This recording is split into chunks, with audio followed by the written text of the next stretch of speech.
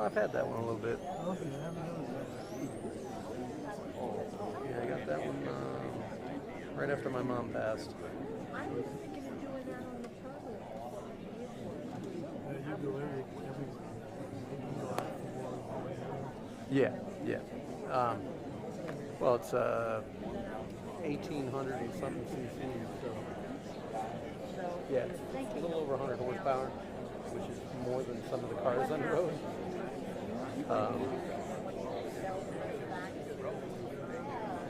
Well, and on top of that, my Triumph, I've had that up to 137 miles an hour, so that'll certainly get out of its own way. Yeah, I already know when my ticket gets punched, I know how it's going to go. Yeah, splatter all over the road, but.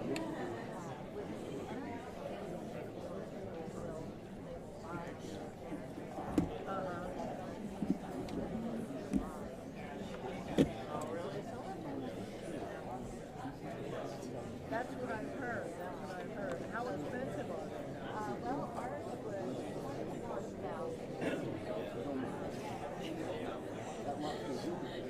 $1,000 per second.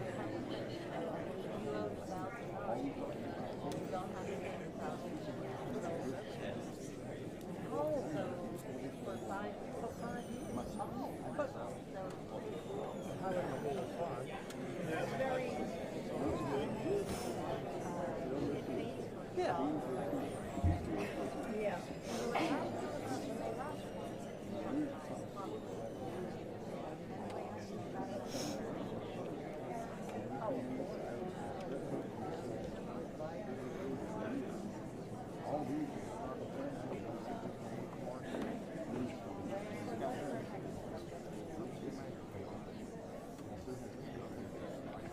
I rethink a lot of things I'm going to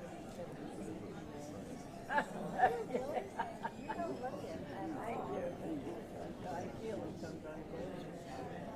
But, I was thinking about all these things, so that's why I got the stairs and all that. And I'm thinking about, should I do that for my grandmother, my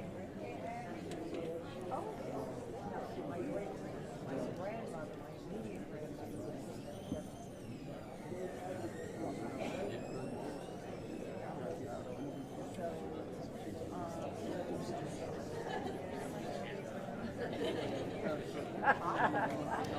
my financial planner says you're going to be around forever. You're going to outlive me. I think it's all good. I've got it.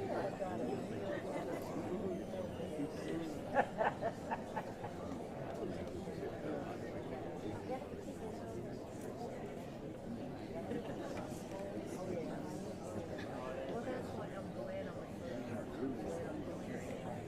but I'm thinking I want to do some positive,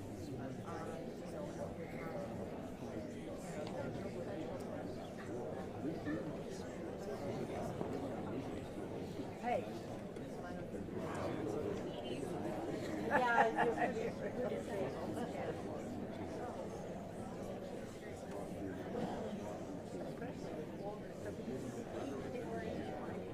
everybody's, oh no, there's another variant. Oh my God.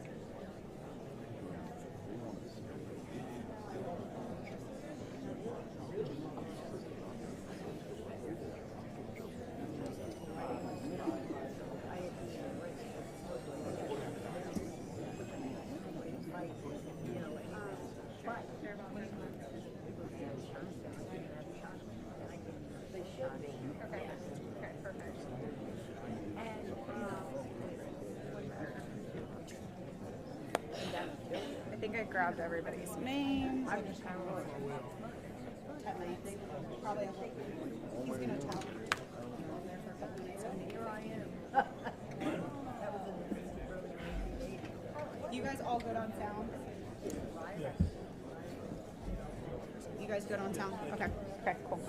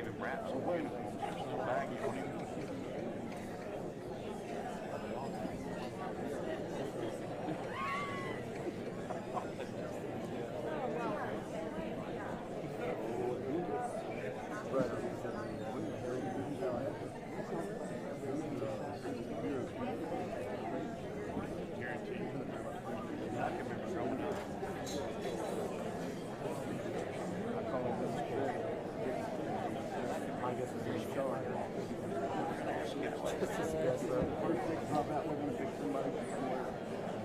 I'm just trying to do it back here. He's not. He's technically expected to be here. They would never do like I'm sick of it. Someone else. Yeah. That was the last one I did. He's going to have more jobs on his show than high school.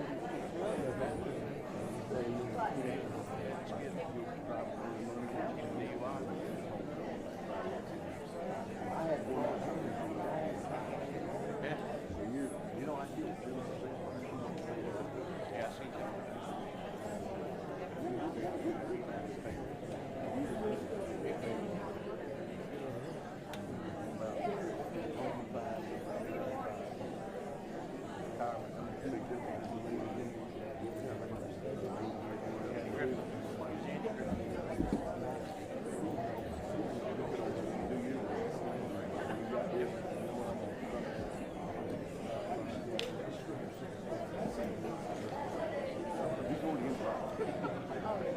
Yesterday I spent the whole day two-tier file in the middle of the office, and so the bottom of it got Yeah, it's way up past us. Center.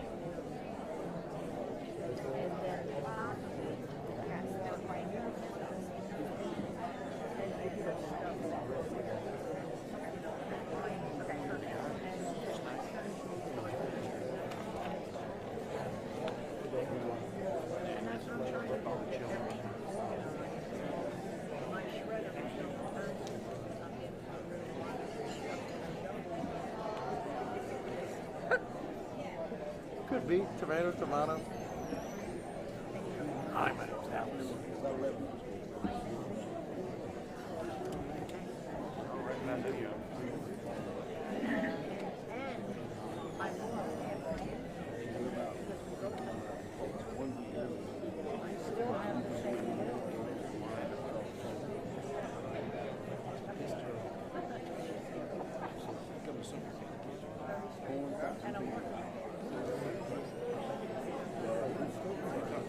Great guy.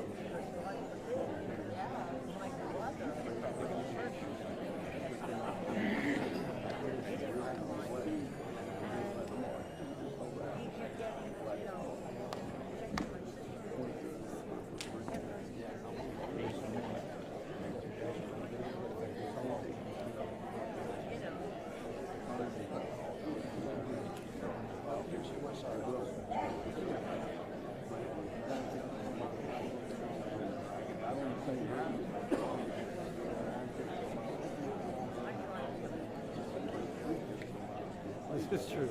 because I know so many people there. Everything else.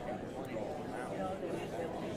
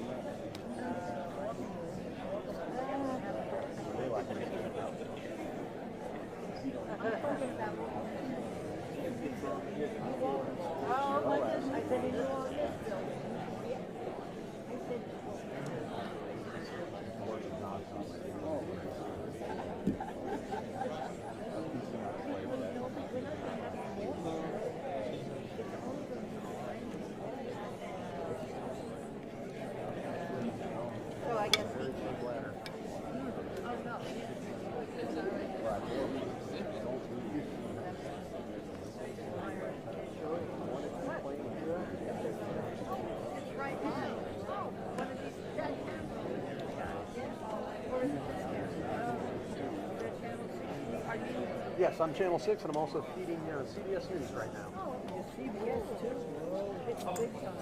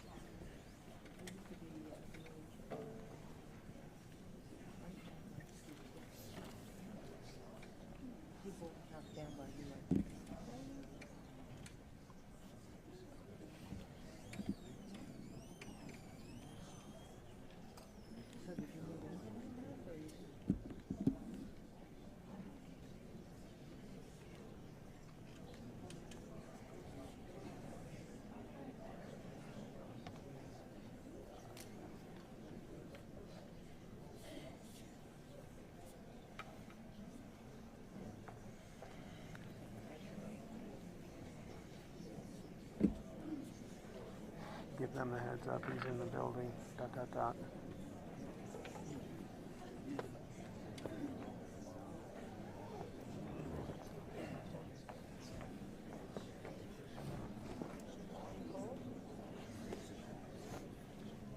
It's gonna be about 5-7 minutes, just so y'all know.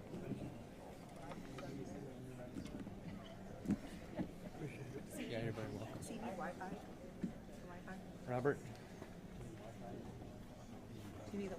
No, you're good. Okay.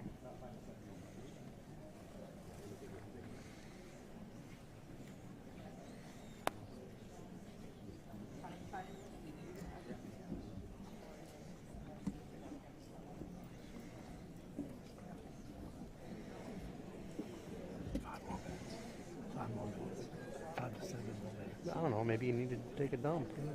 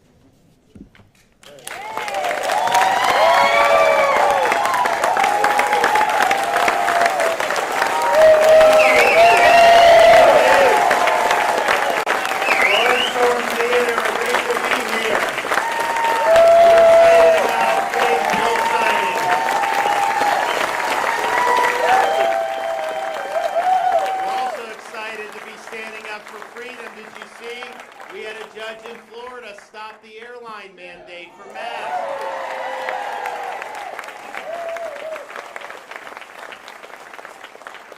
Well, thank you. You all please have a seat. It's wonderful to be here. We are very happy that finally we have judicial relief for that unscientific mask mandate on airplanes. They've treated these flight attendants horribly for so long, the passengers horribly. It's caused huge problems with just behavior because it really messes with people. And when they announced on those flights yesterday that the judge had ruled, I mean, you saw some of these flight attendants were crying. They were so happy. People were so relieved. And so, we filed a suit against this right before it was supposed to expire. And I think because Florida filed the suit, Biden extended it just because he doesn't want to give us a win. But by him extending it, it did allow this judge in Middle Florida to be able to rule. And so our view is very simple, zero mandates of any kind, okay? That's what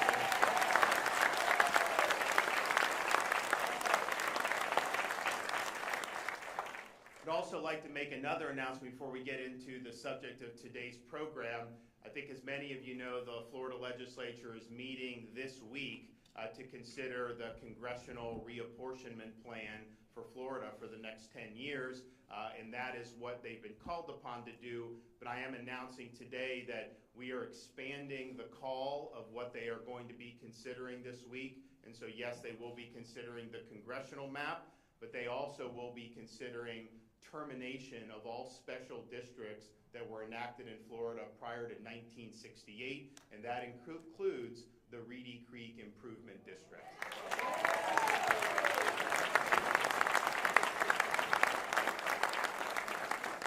And I want to thank Speaker Sprowls and Senator Simpson for not only working, obviously, for the reapportionment, but for stepping up and making sure that we make the sunset or the termination on those special districts happen, which I think is very important. And I do want to recognize everyone that's joining us here today. We do have Speaker Sprowls and Senator Simpson. We have the bill sponsors of our higher ed reform bill, Senator Manny Diaz from Miami and Representative Amber Mariano from Pasco County. Commissioner of Education Richard Corcoran is here. We have Dr. Michael Palyakov, the president of the American Council of Trustees and Alumni. Dr. Angela Falconetti is the president of Polk State College, and she is the chair of the Florida College System Council of Presidents. We have trustees from Polk State, Ashley Bell Barnett and Cindy Ross. We have Dr. Timothy Beard, president of Pasco Hernando State College, Congressman Daniel Webster, university students and college students, and a number of local elected officials. So I want to thank all of you for being here today, and this is going to be a really significant bill signing. Our view, first of all, we're proud of what we've been able to accomplish in Florida with respect to higher education. One of the things we do is we do not let them raise tuition. So if you go, you actually can afford to go to school in state without having to go $100,000 in debt. And I think that's very, very important.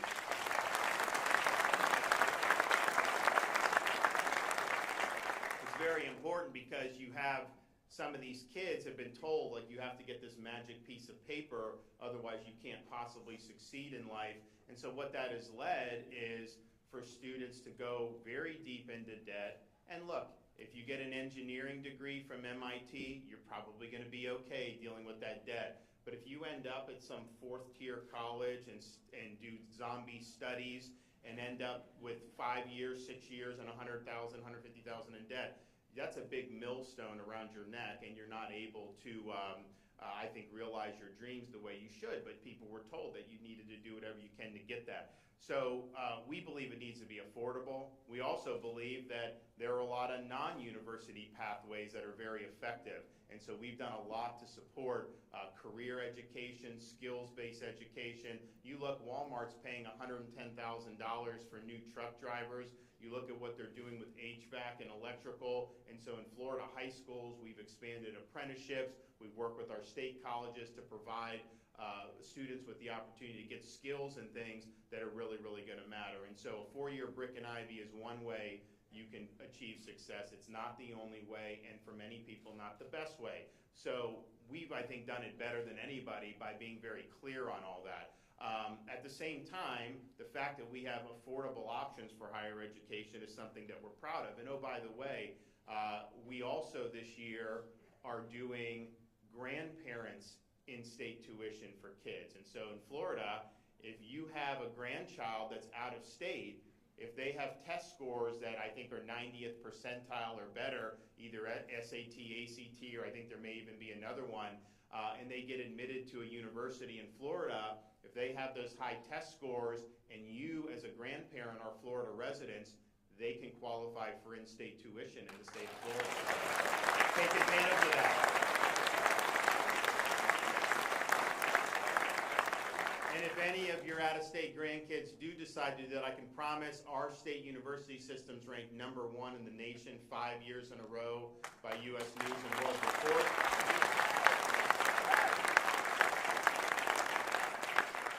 We have University of Florida is ranked #5 amongst public universities in the entire country, and many of our other universities have improved dramatically. So we're proud of that, and so I can promise we're going to keep that going. I can't promise that we're going to have winning football seasons yet. We used to have that. It wasn't even a question. I think we have some good prospects going forward across the state, and we're looking forward to doing that. But it used to be that you came to one of these schools, Florida State, Florida, you'd be able to watch some good stuff. But I think they're doing better on that, so we're proud of that. So take advantage of that. Now, what we're doing today is really making sure that, yes, higher education is important, but it needs to be accountable. We need to have good curriculum. We need to make sure the faculty are held accountable and that they don't just have tenure forever without having any type of ways to hold them accountable or evaluate what they're doing. So this is what I think the bill does. I think it's done a lot of really important things, and it's all about trying to make these institutions more in line with what the state's priorities are, and quite frankly, the priorities of parents throughout the state of Florida. So what the bill today is going to do is it's going to end this accreditation monopoly. The role that these accreditation agencies play, I don't even know where they come from. I mean, they basically are just effectively self-anointed. They have an inordinate amount of power to shape what is going on at these universities. And so what the bill does here is it requires diversity with the accreditations. You can't just keep going to the same accreditor. I think that's something that's going to be very, very significant. The other thing it does is it reforms tenure. So now with tenure, you have a 5-year review. Every 5 years, you go in front of the Board of Trustees.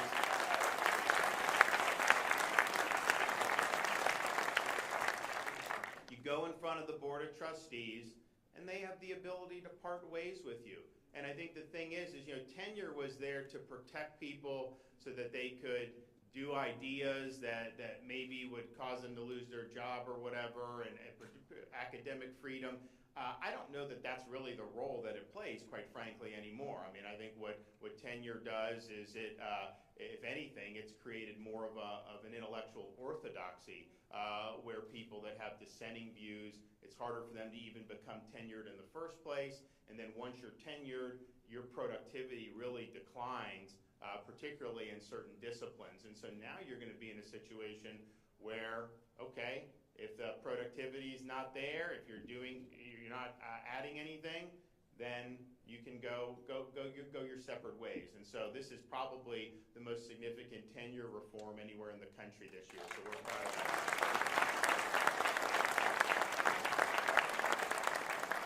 The third thing it does is it ensures transparency in how the curriculum is developed.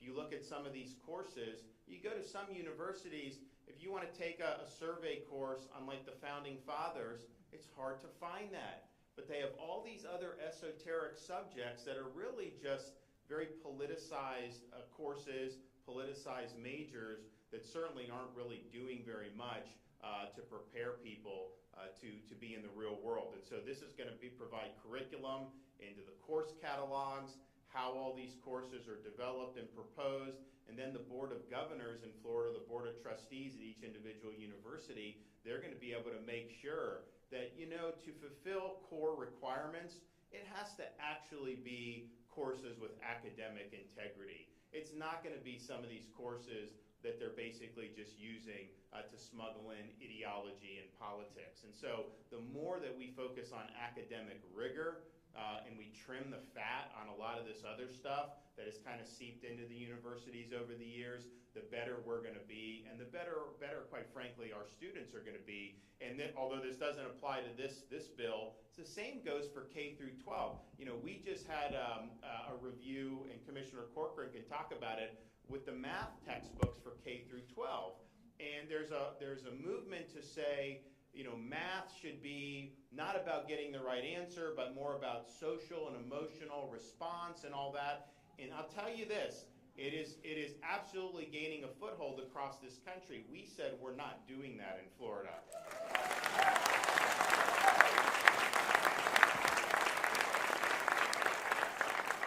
We said when you do math, you're going to be taught to get the right answer, and that's the role. And we're going to keep it that way. We're not going to do this other stuff. But here, so as you see, other jurisdictions will probably move to a more sociological or politicized version of even things like math. Florida is going to be sticking with the basics. We're going to be sticking with what works.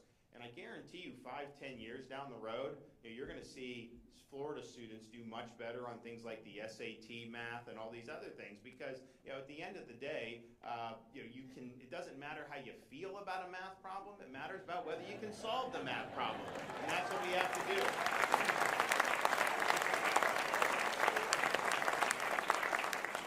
And then finally, this bill provides protections for students against increased fees. And we talked about holding the line on tuition, which we're proud about, but there's ways that they can get you with all these fees. And they impose fees on almost everything. And so now there's going to be protection against that.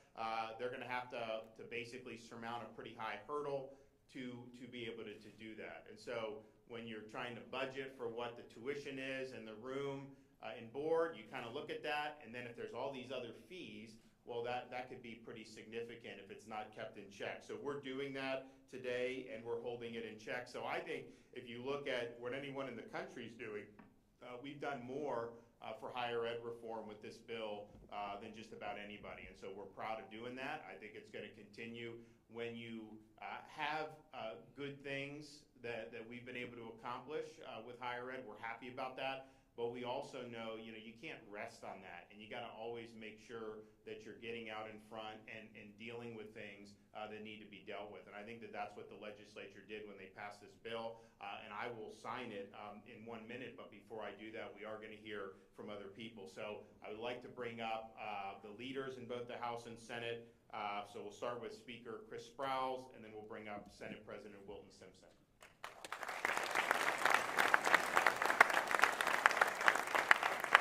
Thank you, Governor. It's great to be with you today, and to all of our legislators, particularly the young men and women who are behind us, the students, because this is all about them. Before we talk about the bill, just briefly, I want to say, there are some governors, there are some political leaders who talk about being a fighter. And then there's Ron DeSantis, who actually is a fighter.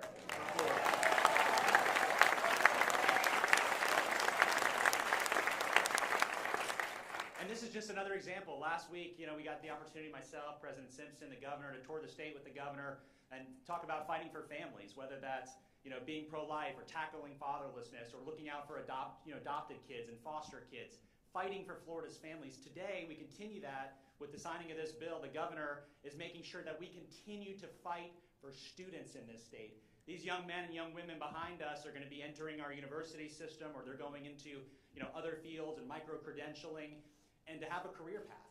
But what's waiting for them? That's what this bill is about. Are they going to walk into a university system that's more about indoctrination than it is about getting a job someday and learning the skills necessary and the subject matter necessary to get a job? Or is it about some sort of radical political agenda that a particular professor who's been told they get a lifetime job is going to tell them they have to believe to get an A in their class? But luckily, we have a governor and a legislature that doesn't believe that, which is why after the signing of this bill, they're going to walk into a university that not only says it's a priority, that you don't have to leverage your future, your financial future, to go to school here in the state of Florida, because we want you to be prosperous.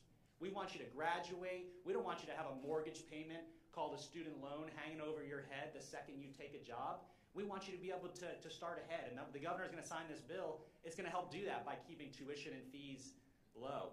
We want to make sure that when they walk into that classroom and there's that professor who didn't really come to teach, and I want to say there's lots of professors who come to teach. There's lots of teachers who come to teach. But there are some who come to indoctrinate. And they shouldn't have a lifetime job. They shouldn't get a lifetime job here in the state of Florida. So this post-tenure review, every 5 years, they're going to have to stand in front of their colleagues and justify what it is they're teaching. And what's more, us as parents or grandparents or students, they're going to get to look online. I mean, how many of us went to a, whether it's a high school class or a college class, and you get the syllabus like 2 weeks into the semester, right? Where they start to tell you, well, we thought this was a class about, Western democracy, but really it's, it's a class on socialism and communism, right? Once we get the actual syllabus, we're going to know that in advance because there's going to be radical transparency. That's right.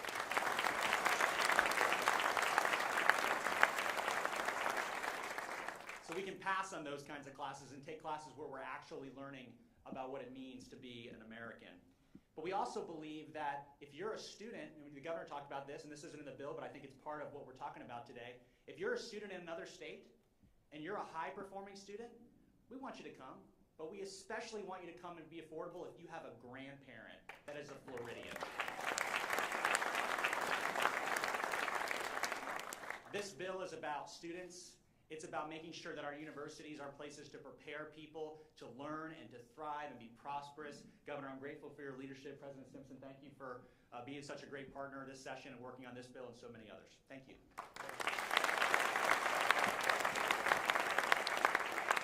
Yes, and I'd like to thank the governor also and the speaker for the work we've done this year on this bill. I think both of them have hit very well the highlights of the bill. 10 years ago when I first ran for office, I ran for the Senate. I told my constituents the only way we're going to break generational poverty in this state is through an excellent education system. And that's what we've tried to deliver over the last 10 years. Last year we passed the largest school choice bill in the country's history, putting parents in charge of their children's education.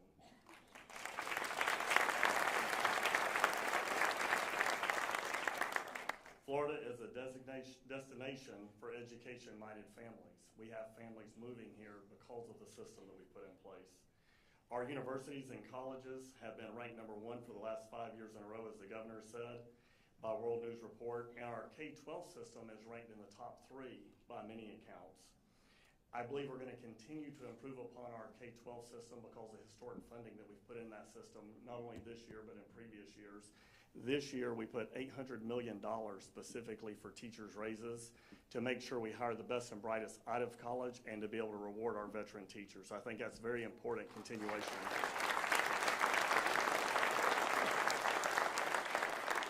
And speaking of affordability, we fully fund Bright Futures each year. We've done that my 10 years in the legislature, and needs-based scholarships. So we're keeping our university system and college system very affordable.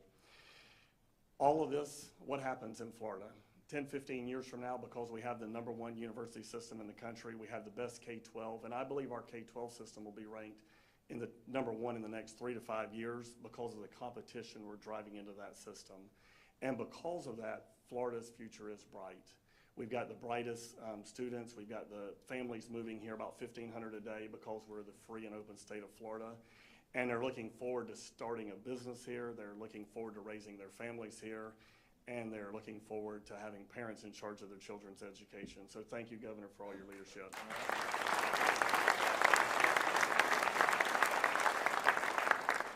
Okay, Dr. Michael Palyakov.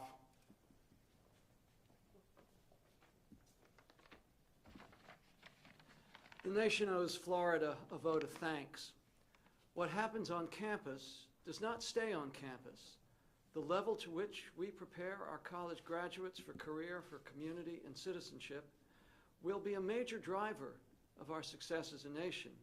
What we just witnessed, or will witness in Governor DeSantis' signing of Senate Bill 7044, is guardianship of our future.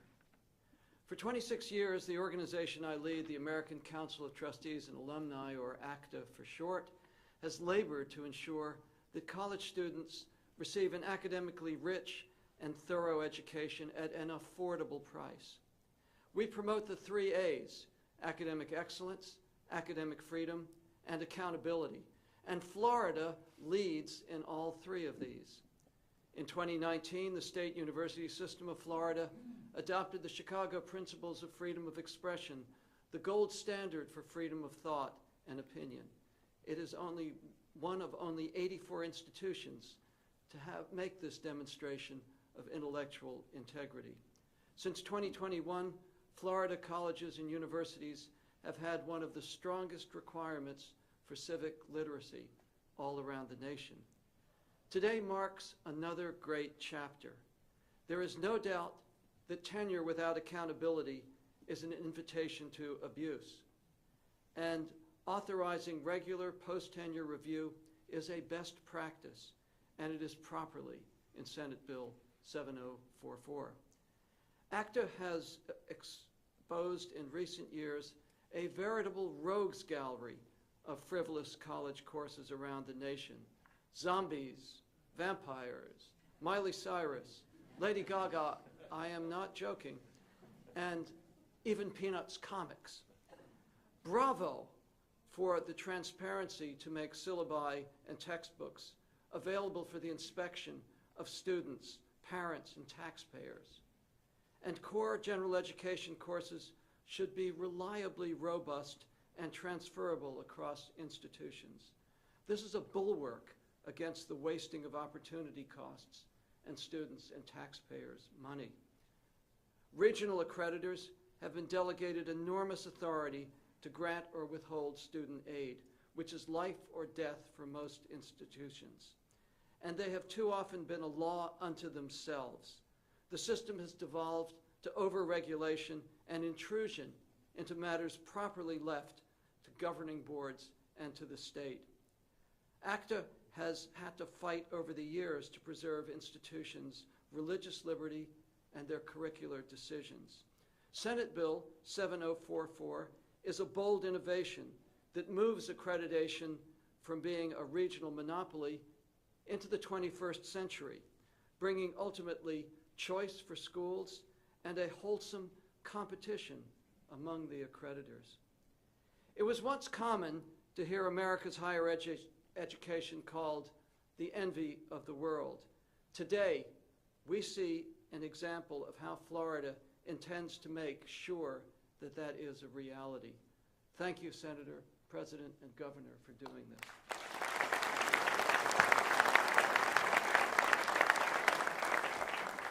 Okay, Brian Holloway.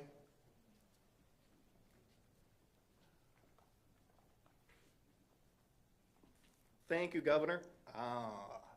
Let me just say, 2 years ago when my daughter challenged me to go to school, I never thought I would say those words. I stand before you 45 years old. I am actually a student. Contrary to popular belief, even at the college that I attend, I am a student. I accepted a challenge from my daughter a couple of years ago. She said she was going to go to nursing school here in Florida only if I stayed in Florida and went to school. Luckily, because of rules in place in the state and the tuition cost, I'm able to, accepted that challenge. To be able to thrive in that challenge, I graduated with my AA with highest honors back in December of 2020. And thank you. And I'm continuing to do that for my bachelor's. But the two people beside me, first there's Kelsey, she's the one who did the challenge to me. And then we decided why not make it more of a family affair, and we dragged my next daughter this last year, Juliet, to the college, and here we are. So thank you.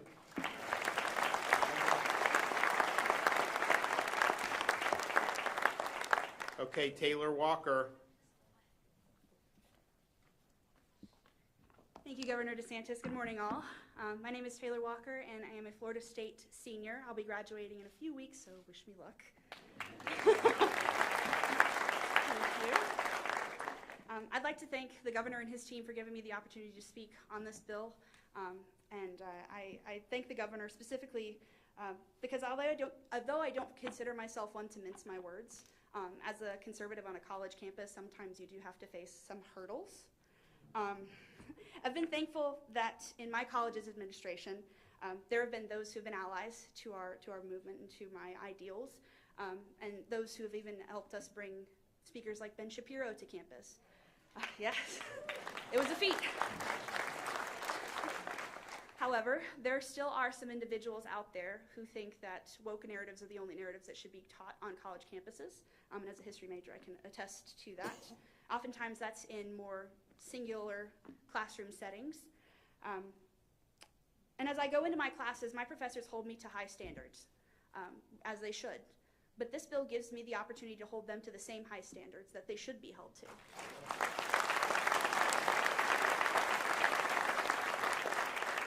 I'm a first-generation college student.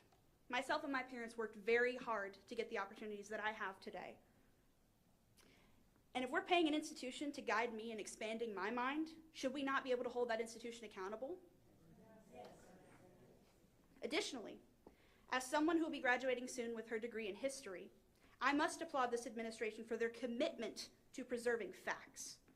Our governor and these legislators have shown that they're willing to fight for Florida kids to hear the truth, whether they're in kindergarten or college. When so many in this world, especially in academia, will put their own biased agendas over excellence, it's refreshing to see a government that applies standards to mitigate injustice. This, like many others in the session, is an excellent bill, and I'm proud to both live and study in sweet Florida.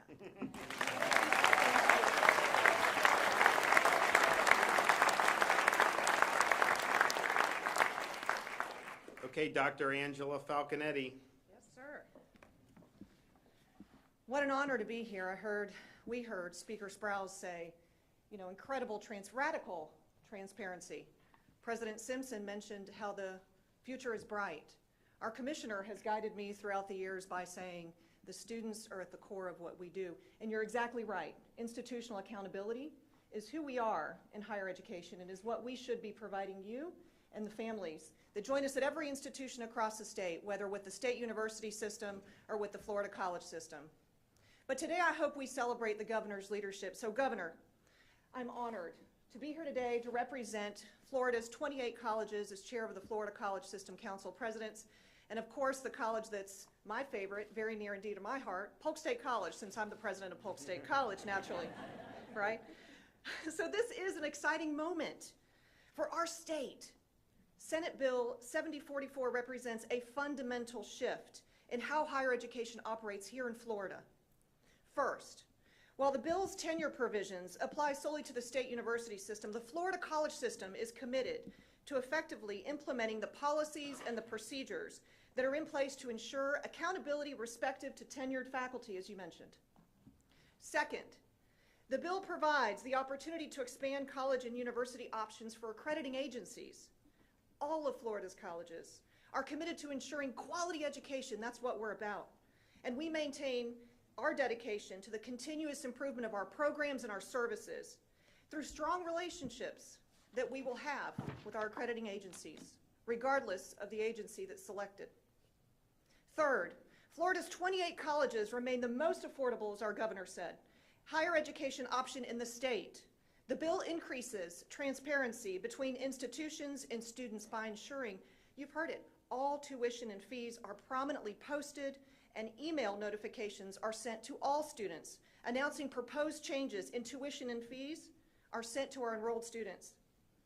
Governor, I can assure you that our two Polk State College District Board of Trustees member, Chair Ashley Bell Barnett, and immediate past chair, and also Chair of the Association of Florida Colleges Trustee Commission, Cindy Hartley Ross, will not permit me to raise tuition and fees.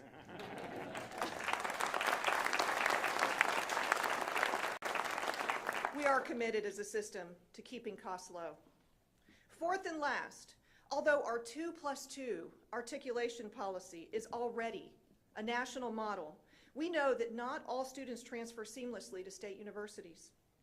Empowering the Department of Education to evaluate the transparency and implementation of our articulation systems will benefit students in saving money, time, and ultimately becoming strong members of our workforce right here in our state.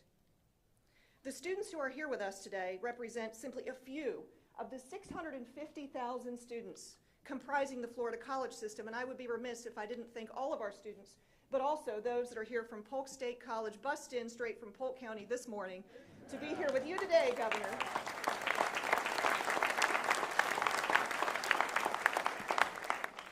Governor, you continue to demonstrate through your leadership that the students are the why we are here, and why the Florida College System Council President is committed to success. I've got your back. Specifically, Polk State College is committed to enhancing and sustainably increasing workforce offerings within the next 5 years.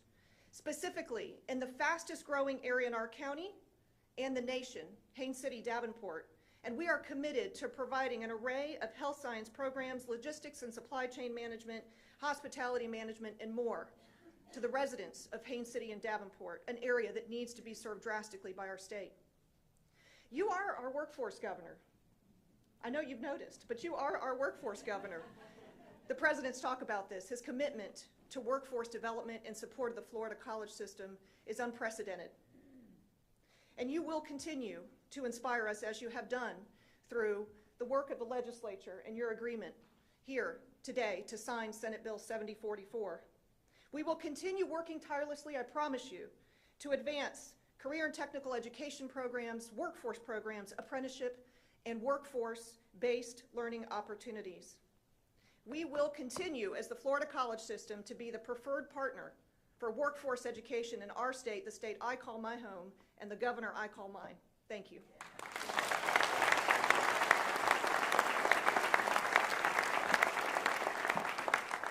Commissioner of Education, Richard Corcoran. Thank you. It's an honor to be with you. I took this job going back 3.5 years. He just got elected governor, and he said to me, he goes, hey, I want you to come take a ride with me and be the education commissioner. I didn't know that as soon as I got in the car and shut the door, it was like, boom, straight down the highway. Every day, a new announcement, a new bold move. But leadership is everything. The reason Florida is literally just gone head and shoulders farther down the highway than any of the other states is because we have the best leader in the entire country.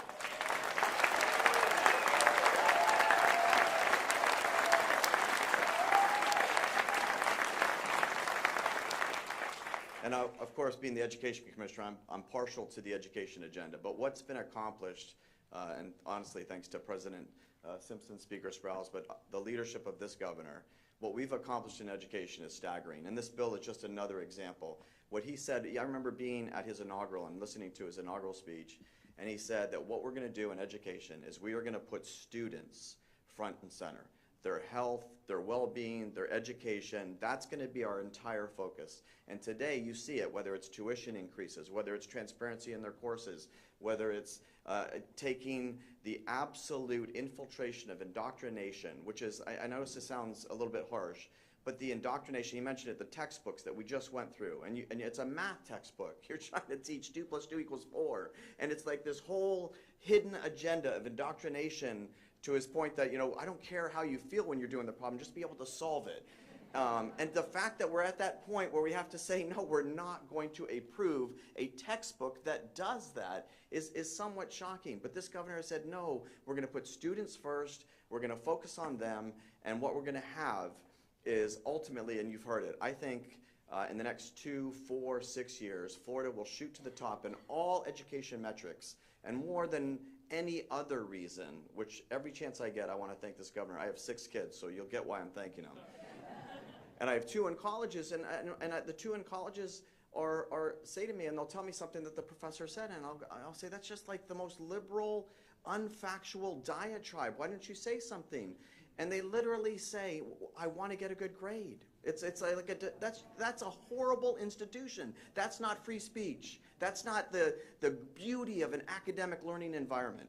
But the one thing I do want to say before I finish is this governor what separates Florida more than any other reason is when we had the greatest crisis affect this country, arguably domestically, in COVID, this governor said, when it comes to our school children, we are going to ensure that every single one of them has a seat in a classroom on day one. And that has been a game changer.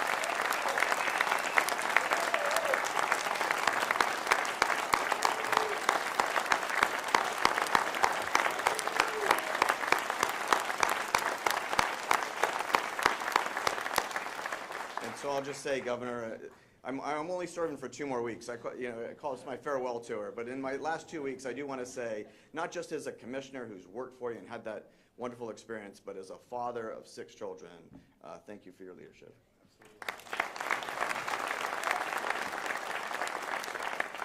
Okay, well, I'm going to make it official right now, so let's get it done.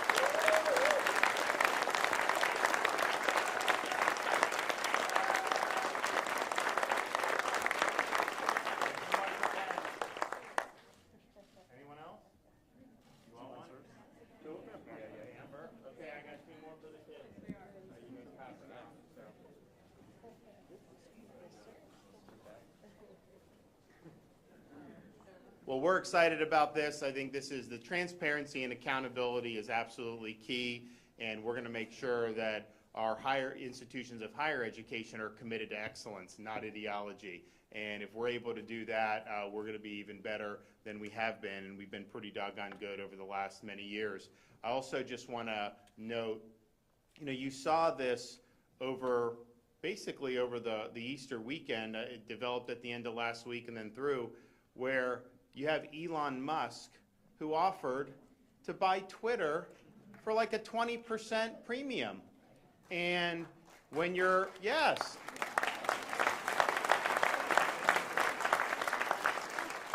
Yeah, because he saw what they were doing. They were censoring accounts like the Babylon Bee, which is a satirical site, but they don't like it because, it's satire, but it cuts, and they don't like it when people are effective like that. And so you saw how it had been really used to control the narrative, not to give the ability of people to speak their mind. They advertised themselves as being a platform dedicated to the free expression of ideas. And yet, when you have a New York Post article about Hunter Biden, what do? They take it down. They lock the New York Post's account. They will censor. We've had stuff that I've had experts talking about poking holes in these COVID narratives.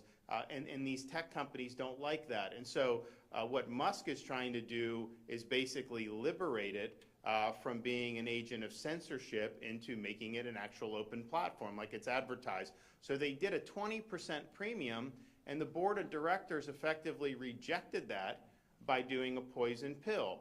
And the question is, why would you reject the 20% premium?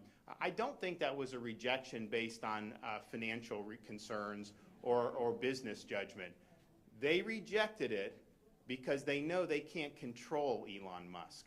They know that he will not accept the narrative, and that their little play toy of Twitter, it would not be used to enforce orthodoxy and to basically prop up the regime and these failed legacy media outlets. And so that's why they did it. It was not, in my judgment, because it wasn't a good business deal. And so then the question is, what is the recourse? And I can just tell you the state of Florida and our pension system, we have shares of Twitter. I didn't buy it. We have people that run the fund, but nevertheless, it hasn't exactly been great in returns on investment. It's been pretty stagnant for many, many years. But nevertheless, I mean, to me, I think that that's probably an injury to the fund. So we're going to be looking at ways that the state of Florida potentially can be holding these Twitter board of directors accountable for breaching their fiduciary duties.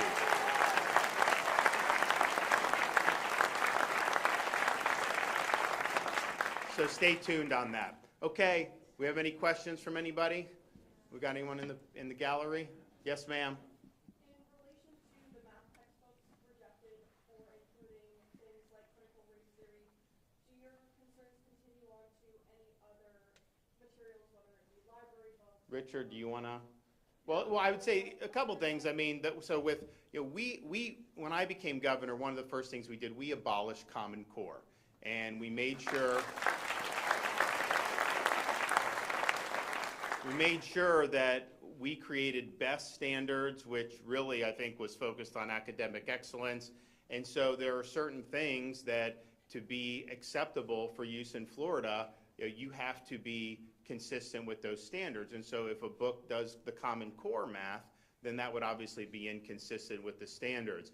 When you do social emotional learning, CRT, things like that into a math program, it just simply violates the standards. And so that's really what they're looking at. Did you want to add anything about kind of how you guys do the review? I mean, I think the short answer to your question is yes. And we've already signed legislation earlier, maybe 2 or 3 weeks ago, looking at what's in libraries and what's the content. But yes, whatever the content is, it has got to be geared towards helping our children get a world-class education. If it's something other than that, we're not interested. But I would also just point, I mean, I think what's in a library would be different than what is part of like a classroom curriculum. Clearly, we wanted the transparency because they were putting very explicit things in like a middle school library where you'd have like a really, really graphic stuff. That's clearly inappropriate. And so parents need to know what's there, and then they should have the right to object. A library would have different perspectives on things that people would be able to do, so you could have library books that may not necessarily, you could potentially have like, here's what Common Core is in a library. I mean, that'd be one thing, but to implement Common Core in the classroom is something that would violate Florida standards. Yes, sir? Will you be releasing a list with the specific reasons for each of those rejections in those textbooks? Richard? Right now, so what we do is we reject it. It's not us. I mean, we have reviewers, and these reviewers are top-notch math experts from around the state who look at this and say, this is Common Core, we've already abolished that. That's rejected. This is, these other things like critical race theory. Once they're rejected, the book publisher has the opportunity. They can say, okay, fine, we'll take all that out. And then, we approve the book. And we go through that process. Or they can file litigation. When that's done, their books will be public, and everyone can go through and see the things that our reviewers saw and objected to. But I think, and I didn't really know, but that's so like the textbook publishers. It's copyrighted. Yeah, it's copyrighted. So I'm totally, like I told them, I said, the minute, if they let you release it, we obviously want people to be able to see that. But yeah, it's not done by me or Richard. These are people that are basically applying Florida standards to make sure that we have, and look, it's sad that we're even in a situation to have to do this, but the fact of the matter is, in some of these textbook companies, this education establishment, it's gotten increasingly politicized, and they are trying to do ideology. And that's just not what education's all about. You see it in a lot of universities, of course, but we do see it. And that debate over parents' rights was very instructive. You saw curriculum geared towards very, very young kids talking about transgender and things like that.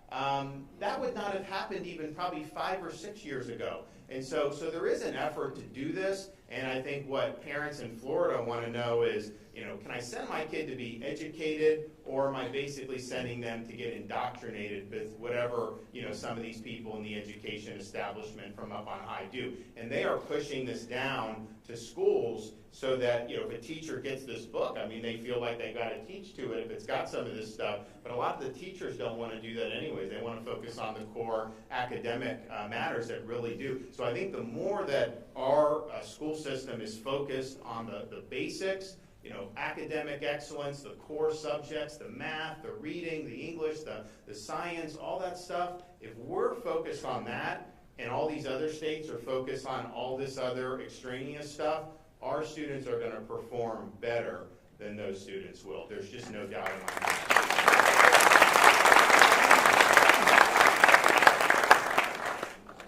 Last month we appointed a new county commissioner to serve here in Simpson County. In fact, Commissioner Roberta Ulrich is here today. What criteria do you look for when making such an appointment, and what made Ms. Ulrich stand out when you were considering her appointment? So when you have some of these local appointments, we really look to people in the community who are respected to recommend people that could serve. And so in this case, you had a lot of great recommendations from a lot of great people in the community. I've got a lot on my plate. I don't necessarily know the agenda on every county commission throughout the state of Florida. That's just the nature of it. And so, you work, you do the vetting, but we really rely on leaders in the community to provide people who could potentially do it. And fortunately, for most of these positions, we'll get a handful of people that'll be recommended, and we usually are able to make good appointments. Yes, ma'am. DeSantis, thank you so much for being here today. I want to thank you for all the great work that you're doing for the state of Florida, the people of Florida. My name is Laura Loomer. I'm a candidate here in the highlight on something that you said about Twitter. You mentioned that the state of Florida has shares within Twitter.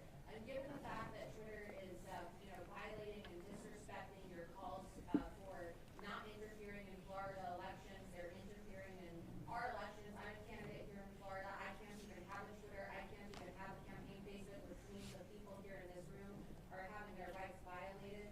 They are legally interfering in our elections. Would you commit to today just completely divesting and selling all the shares that Florida owns in Twitter stock, since they are violating and interfering in our elections here in the state of Florida? Well, if we did that, we would not have standing to hold the board of directors accountable. And so, if that's a viable litigation strategy, I think that gives us standing to do it.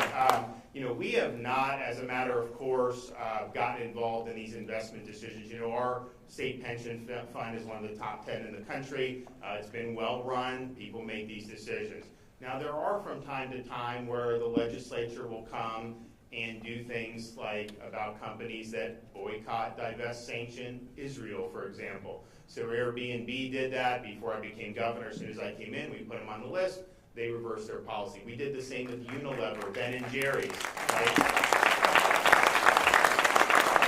And so the issue is, okay, what do you do from a statutory perspective to channel your investments in a way that make the most sense?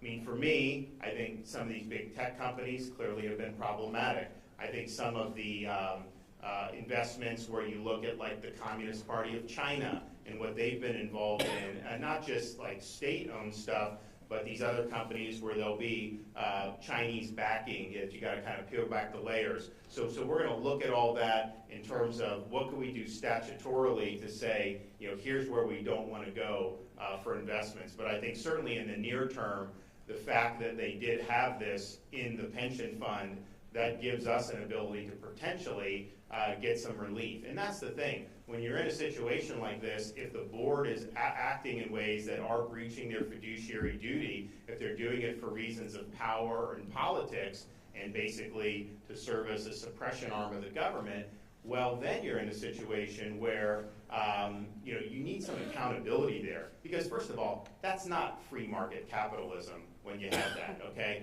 That's a ruling junta that's using their policies to try to marginalize people that disagree with them. And that's not what we want. I would also point out, we passed a big tech accountability and transparency bill last year. They immediately sued on it, which we knew would happen. They had a liberal judge issue an injunction against our law. That law is actually on appeal and is going to be argued, I think, next week or within the next 2 weeks in the 11th Circuit U.S. Court of Appeals. I don't know exactly the panel, how you get a 3-judge panel, sometimes good, sometimes not. The full court in the 11th Circuit is excellent, so I think we'd have a good thing. But some of the things we did in that bill is not allow these big tech companies to ban candidates for office, because you really could have a situation where someone down the stretch, like you have all these Senate races or something, and what are they going to do? They're going to deplatform all the Republican nominees so to be able to help their party. You know, that's clearly it's got to be like an in-kind contribution or something. And so we did that. We also gave individual Floridians the ability to use Florida's Unfair and Deceptive Trade Practices Act to sue big tech if they're censored or deplatformed. And the theory is simple. They advertise as being open platforms. They advertise as you being able to express yourself and communicate with other people, and yet their censorship decisions and deplatforming decisions are based on viewpoint discrimination. They are trying to marginalize people that dissent from the narrative, people that will go against the narrative and go against their worldview. And so that's a consumer fraud, basically, because they're making a lot of money off the data that they get from you. I can tell you that right now. And so to be able to do that. So look, we'll see how the argument goes, but this will be, if we're able to get a positive ruling, we'll have been the first state in the country to do anything to hold big tech accountable. And so that's really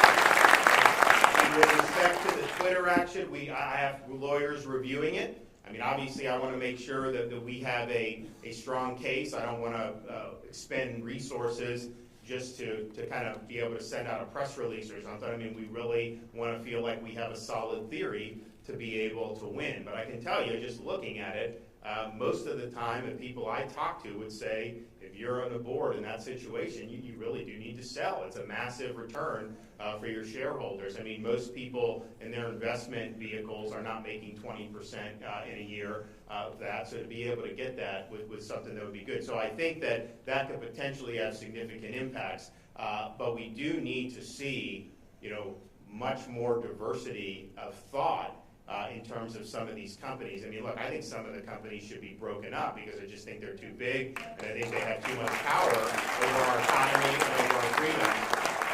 But that would require Congress. That requires a lot for that to happen. But in the meantime, if you have somebody like Elon Musk who is doing this, and you notice the people that are the most hostile to Musk are people from like these legacy media outlets like Washington Post and CNN and all these places. Nobody trusts these people anymore. I tell you, they lie every single day. And so we all know that. And so, but they're saying, like, oh, this is so bad. It's bad for democracy because Musk believes in free speech. And I'm just thinking to myself, are you kidding me? But that is what they believe. Their view is that they should be able to control the discourse. They should be able to control what you hear and think. They should be able to impose a narrative on our society, and Elon Musk represents a threat to that. And quite frankly, he represents a threat to their power. But all he's doing is wanting to liberate the platform so that people are able to converse and are able to really hold some of these people accountable for their lives. And so I think that that's a positive thing that he's trying to do. I hope the deal ends up going through. It seems like it's probably not. And so we're going to look at our options because I think these are really significant issues. I mean, if you have to have a free society where we're governing ourselves, you really need to have people be able to stand up and speak the truth. And the fact of the matter is, when you've had a lot of these big institutions, from media to tech, that have really been corrupted by ideology, they don't want you speaking the truth. When you speak the truth, that really threatens. It threatens their position and it threatens their power. So they're going to come after you, and they're going to use the tools that they have at their disposal to do it. That may mean shutting you up. It may mean kicking you off the platform. It really means it could be anything. And so we just have to understand that that's kind of where the battle lines are drawn and make sure that we're on the side of a free society. And so that's what we're doing in Florida. I think we're going to watch this argument very carefully that we have in the 11th Circuit. When we propose this, people say, oh, you can't touch big tech. look, I think we're going to win on some of these key points in the law, which I think will be really, really monumental for this country and this society. So stay tuned on what we're able to do in the Twitter situation. I want to make sure that we have a viable path forward. I'm not just going to do it if it's not going to be something that has a chance of success. But somebody's got to start speaking out against this stuff. And we're going to do it. Thanks, everybody. Thank you.